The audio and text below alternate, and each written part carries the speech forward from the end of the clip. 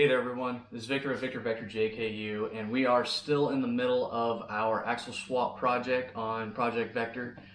Today what I'm going to be covering with you guys is how I'm going about the install for my single piston ARB air compressor.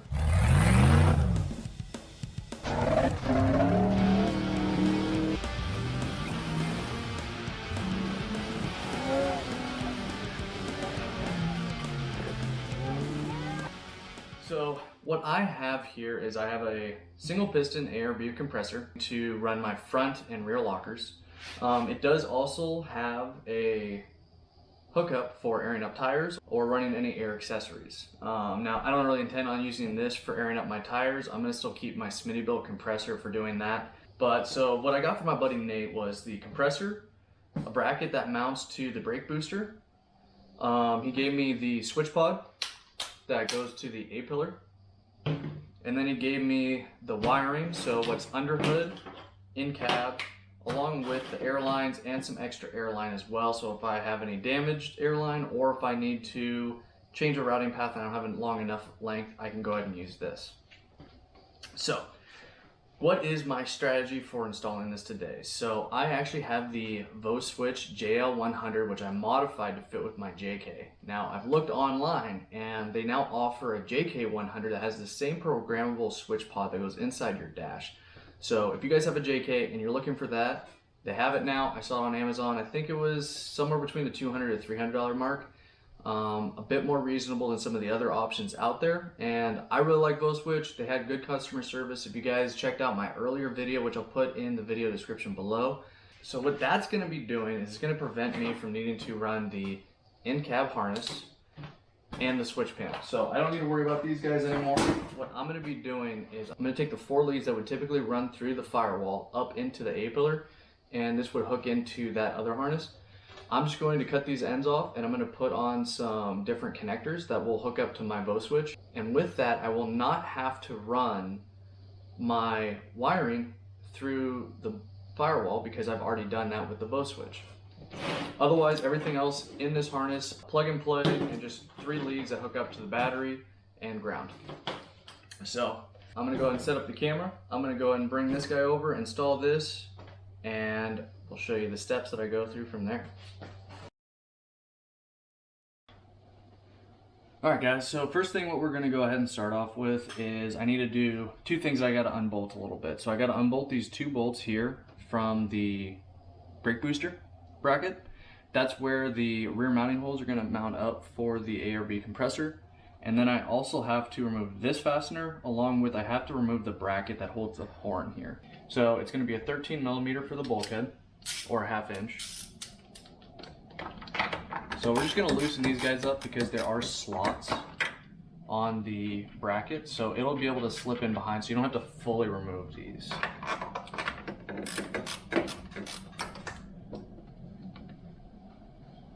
But just get them out far enough that you can then slide that bracket in.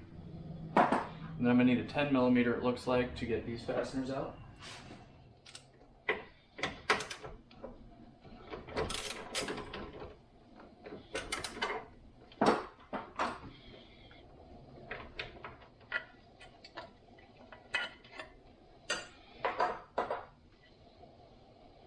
To the stud where the horn bracket was mounted to, and I'm going to replace that nut back to the structure, tighten that guy in, that way I still have a ground there.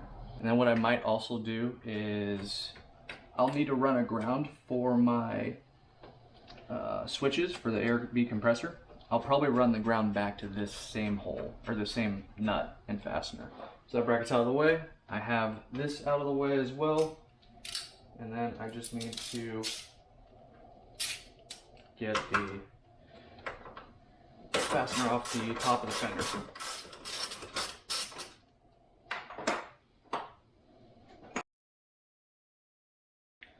Alright, now with that done, I can go ahead and bring in the ARB compressor. So what I'm going to do is I'm just going to sort of fish him in around behind all my wires, get him down into place, and slide him behind those 2 fasteners.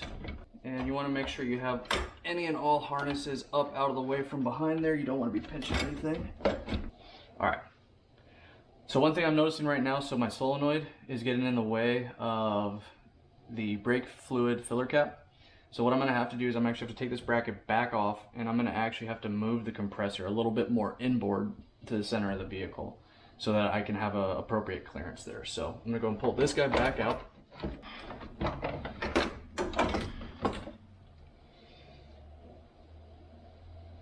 Alright, so basically all that has to happen is I just need to loosen up these guys, and I'm just going to go ahead and pivot this guy just a little bit. I'm going to go do that off camera, so I'm just going to... Alright, so I finished rotating the ARB compressor to the bracket. So before it was parallel to the back of the bracket. What I did was I just rotated a little bit. That will give me clearance for the brake reservoir filler cap. So we're going to bring this in, being cautious around all the routings. Drop him down into place on the two studs. And now, with where this guy sits and having it lined up with this bracket, you can see it actually wobbles a little bit. That's because it's actually the bracket of the compressor, what holds it onto this bracket, is in contact with the reservoir. So what I'm going to do is I'm going to actually lift the rear as I'm bolting down the two to the bulkhead so that it's not in contact. So I'm going to start off with installing the fender bolt back into place just loosely. That'll make sure that it doesn't move on me while I'm doing everything else. I am going to go ahead and use my 13mm on an extension, and I'm going to go ahead and start tightening these bolts, or the nuts, a little bit on the brake booster. Not too tight, but just a little bit snug. And then when I start getting them close to tight, I'll go ahead and lift up on the bracket to make sure that I'm not resting on my brake fluid reservoir. Got that one in there and started. I'm gonna come over and get the other side.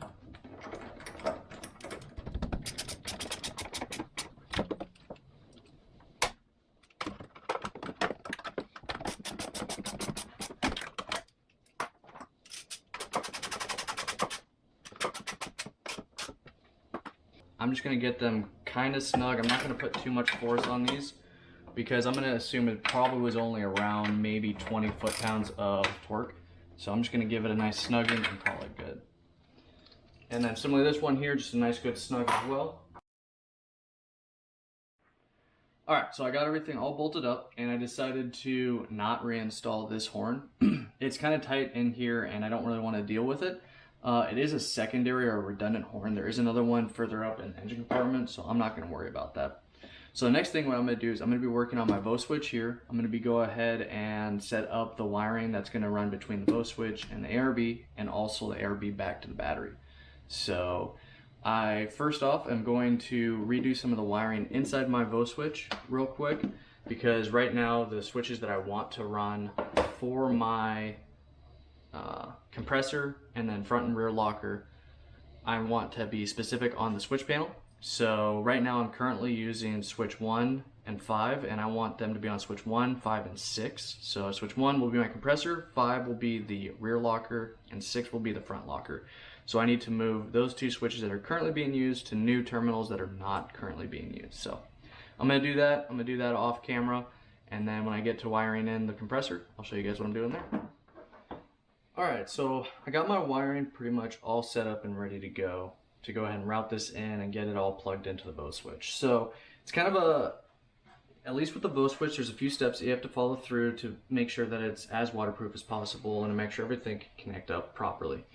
So right now what I already did was I used my ground, the black wire, put a ring terminal on it, and I used heat shrink over it. So that's going to be running back down to that stud where the city horn was located. I'm going to be running that ground there.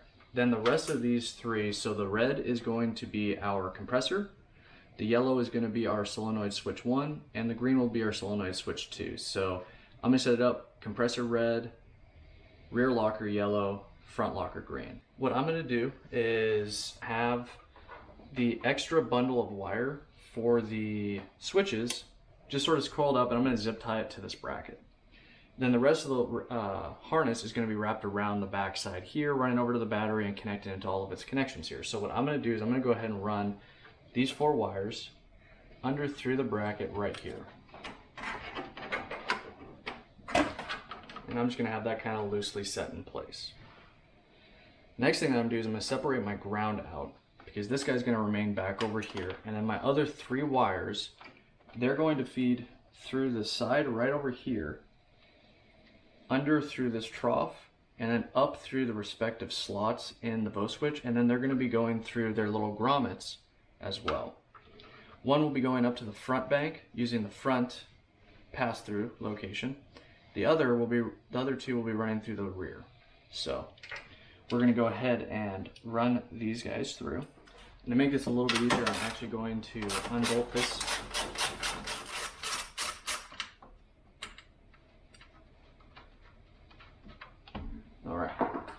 And then what I can do is I can just then pass these wires right underneath that, and it'll land where I want it to, right in the little trough that I already have established.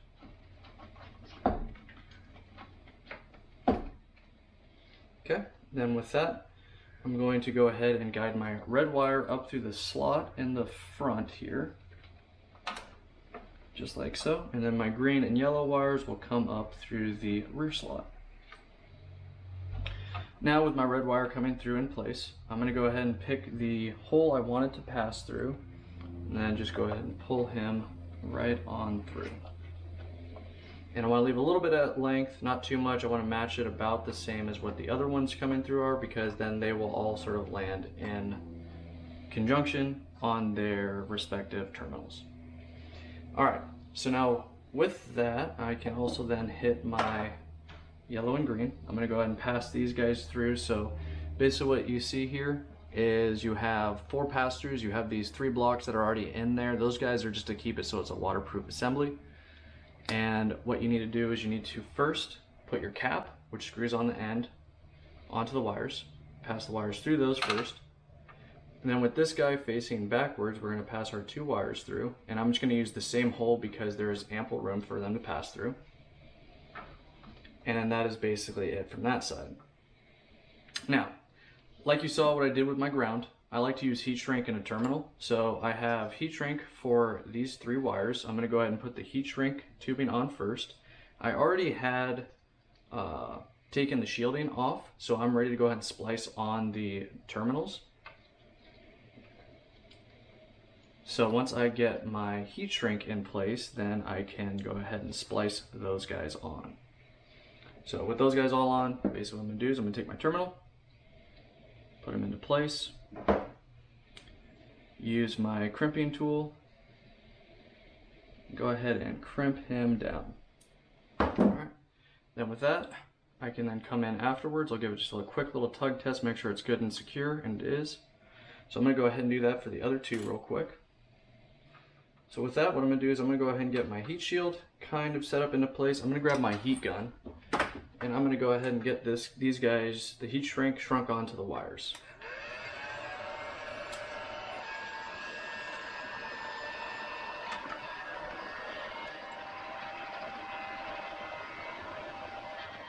Alright, with that, I am now all ready to go ahead and install these guys back into where they belong. So what I did before is I actually put a couple of dots on the ones that went to certain switches that I needed to remember.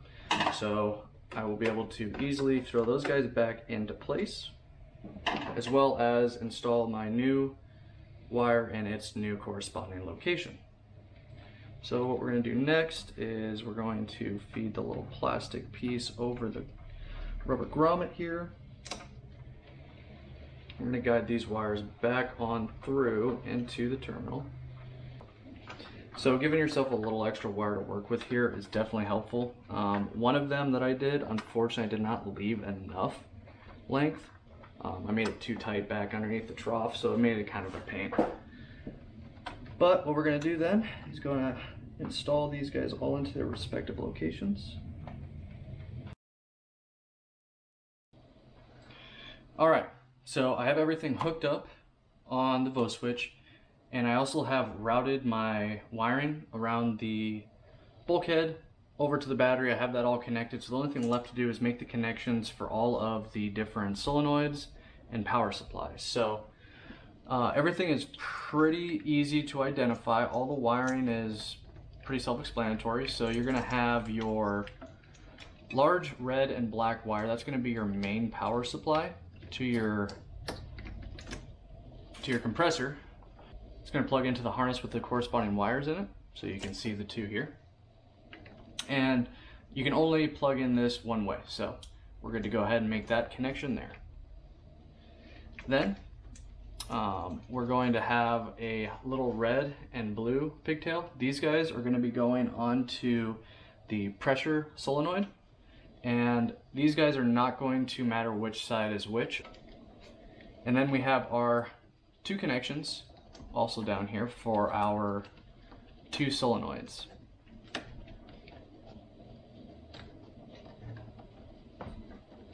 So I have a green wire and a yellow wire with a corresponding ground, which is black.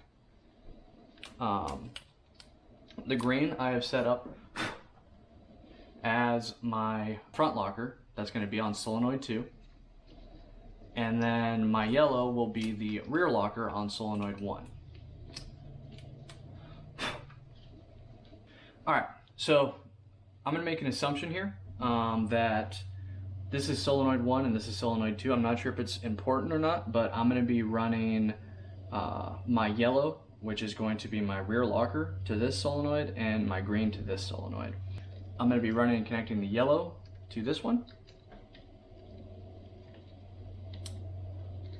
and the green to this one.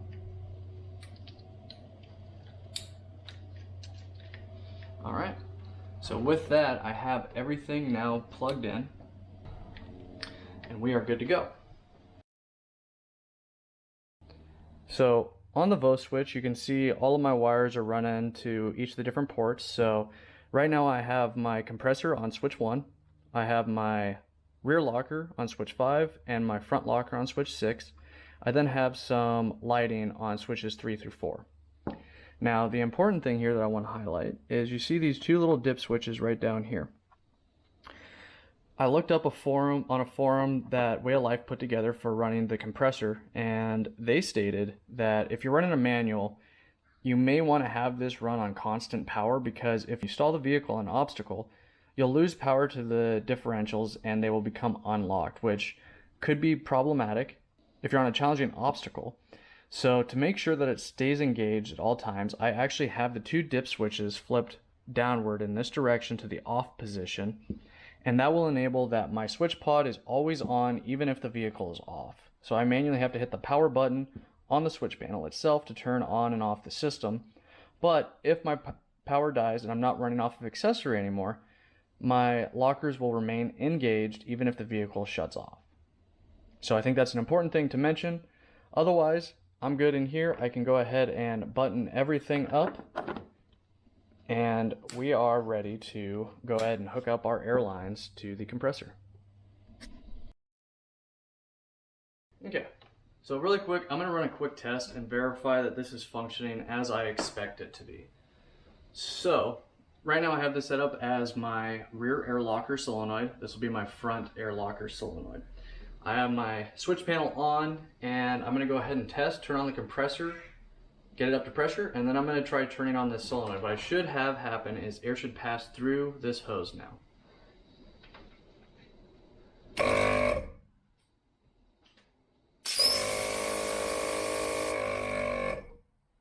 Alright, so I did have air passing through the hose. We are good there. So I'm going to do another quick test. I'm going to verify that this one will not run without the other one being engaged. Will also run. So it was explained to me that the front could not be engaged without the rear previously being run. So we'll have to see once I get this all hooked up what happens, and if it continues to be able to lock individually front or rear, or if the rear has to be engaged to run the front. Alright, so with that, I'm going to go ahead and begin routing my airlines. Alright guys, so I just finished plumbing in the air routings, but with that, let's go ahead and grab the camera, and I'm going to show you inside the cab real quick. So like I mentioned, I have my Voswitch panel set right here. So I have it set up that I don't have to have the key in the ignition or power on to be able to initiate the switch control. So originally, I had planned on setting this panel up a little bit differently. I was going to get a Garmin overlander. I was going to set up a front and rear facing camera. Decided not to go that path, and what I did was I reallocated my spot, my A-pillar, and I moved my perimeter lights to aux1. So my locker for my rear is going to be this one, my front is going to be this one, and then I'm going to have my rock lights once I get those installed, and then I'll have an open switch auxiliary too. So power on the unit, turn on the air compressor, and then engage the rear locker. Now let's go to the back. I have the rear end up right now, and you can watch and see how both tires are turning the same direction with the locker engaged. Now if I disengage it, come up, hit the button, turn it back off, you can see that the tire will actually spin the opposite direction and it's not moving in unison. Now, if I go and I turn on the front locker,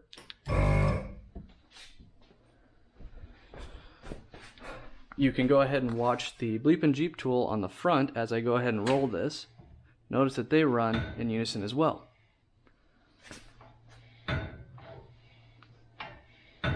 Then, if I disengage the front locker,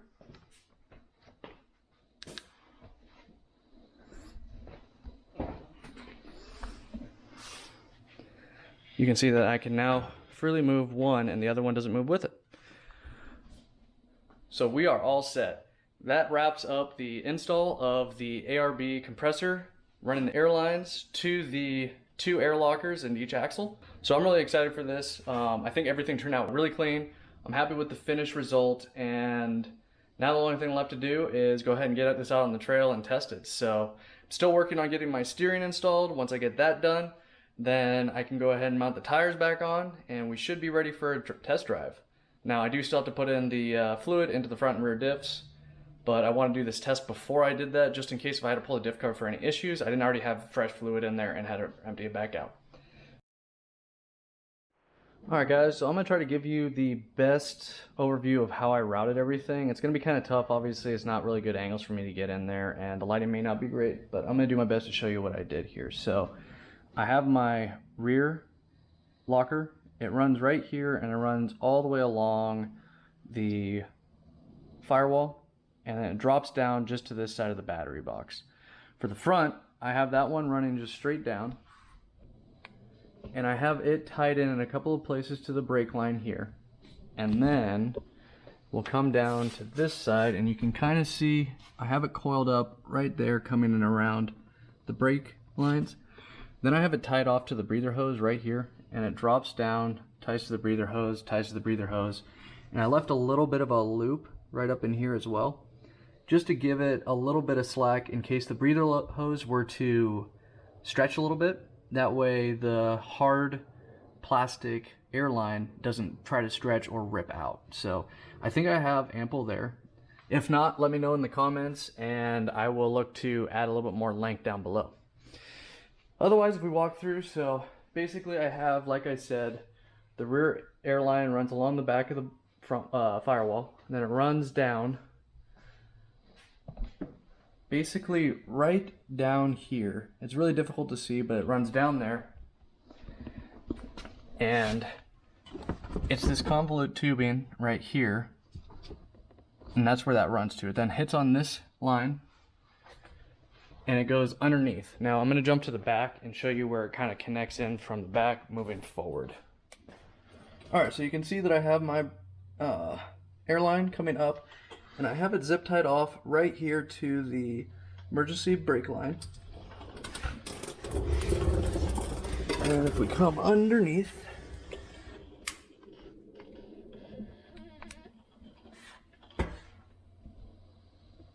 so you can see that this is my airline right here. Comes along, ties in, goes over top of this cross member right here, and it ties in right here, and then goes up over this guy, and after that runs up over top, ties in over here off of the breather hose for the transmission, It then drops over and it connects in with, there's a harness right here. And I tighten off of that, and that's what brings me up to the fender well there. So that's kind of how I went about doing that. I think that turned out pretty good, and I think it'll work out all right. But yeah, so I mean, that's gonna wrap up today's install video. So let me know what you guys think. If you enjoyed the video, definitely hit the thumbs up button for me. Give this video a like. Otherwise, leave any questions, comments down below. And also help me out by sharing this video and subscribing to my channel. Otherwise, we are Victor Vector JKU, and we're taking on this build and the trail, both direction and magnitude. All right, everyone, have a good day. Catch you next time.